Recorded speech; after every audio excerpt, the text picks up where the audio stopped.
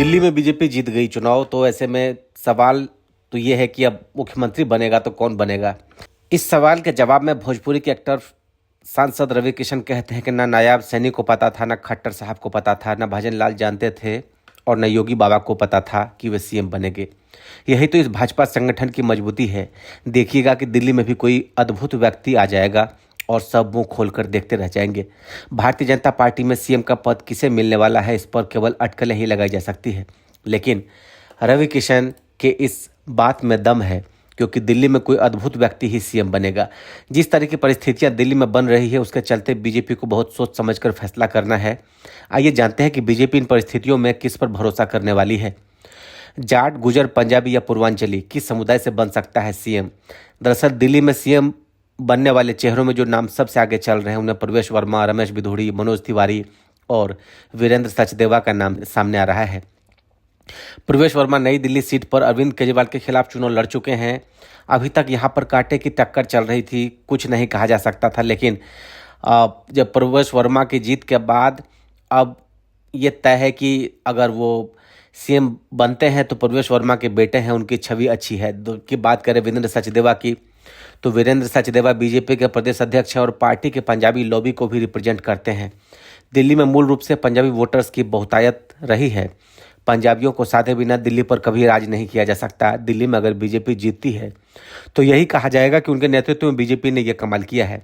नैतिक रूप से भी उनका अधिकार बनता है कि दिल्ली का सीएम उन्हें बनाया जाए। इधर बात मनोज तिवारी की करें तो वे दिल्ली बीजेपी में सबसे चर्चित चेहरे हैं। उनका भोजपुरी फिल्मों का हीरो होना प्लस पॉइंट है। दिल्ली के पूर्वांचली समाज के वे बीजेपी में सबसे बड़े नेता बनकर उभरे। मनोज तिवारी की बॉडी लैंग्वेज विभिन्न मौकों पर खुद को दिल्ली का सबसे बड़ा नेता के रूप में दिखाती रही। टीवी पर उनके विजुअल्स को देखकर लगता रहा है कि उनके मन में भी दिल्ली के मुख्यमंत्री बनने को लेकर उत्साह मचल रहा है। पर बीजेपी शायद ही इन तीन नाम को आगे बढ़ाए, क्योंकि पार्टी किसी भी सूरत में किसी भी समुदाय को नाराज नहीं करना चाहेगी। अगर कोई पूर्वांचली सीएम बनता है तो जाहिर तौर पर पंजाबी समुदाय में एक संदेश जाएगा कि दिल्ली में उनका महत्व कम हो गया। यहीं हाल में किसी जाट या गुजर को मुख्यमंत्री बनाने में भी ये हो सकता है यह हाल। इसलिए उम्मीद की जानी चाहिए कि इन समुदायों को डिप्टी सीएम जरूर बनाया जा सकता है। क्या तो ऐसे में सवाल उठ रहा है कि क्या कोई महिला सीएम बन सकती है? ऐसी कठिन परिस्थितियों में बीजेपी के पास एक ट्रम्प कार्ड है, जिसका इस्तेमाल करके वो एक तीर से दो शिकार कर सकती है।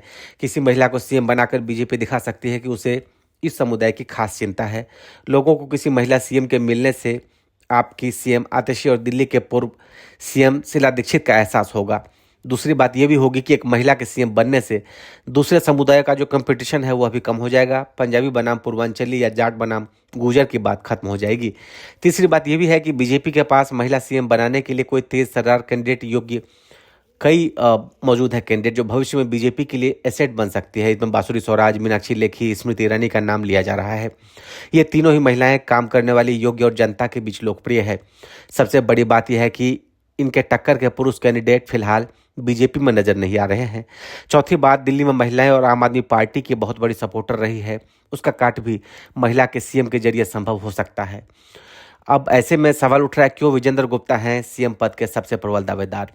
दिल्ली बीजेपी में विजेंद्र गुप्ता वो शख्सियत हैं जो घनी काली तूफान वाली रात में भी बीजेपी को दिया जलाए रखने का काम किया। 2015 में जब दिल्ली विधानसभा में केवल 3 विधायक थे, उनमें से एक विजेंद्र गुप्ता थे। इसके बाद 2020 के विधानसभा चुनाव में भी उन्होंने अपनी सीट बचाए रखी।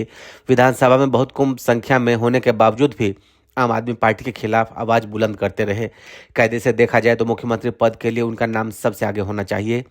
दिल्ली विधानसभा में नेता प्रतिपक्ष की भूमिका निभाते हुए दिल्ली की समस्याओं का जितना ज्ञान उन्हें है, उतना किसी के पास नहीं।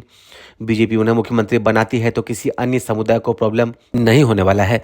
वो बनिया समुदाय से आते हैं और अरविंद केजरीवाल भी इसी समुदाय से आते हैं। इस तरह दिल्ली के लिए विजेंद्र गुप्ता सबसे बेहतर विकल्प हो सकते हैं। इसके अलावा दिल्ली के सीएम पद के लिए दुष्यंत कुमार गौतम का नाम भी पिछले दिनों बहुत तेजी से उभरा।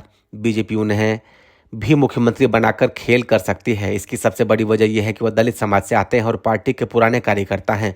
कांग्रेस ने जिस तरह बीजेपी के खिलाफ दलित विरोधी अभियान चला रखा है, उसकी काट के रूप में दुष्यंत गौतम सबसे बड़ा हथियार साबित हो सकते हैं।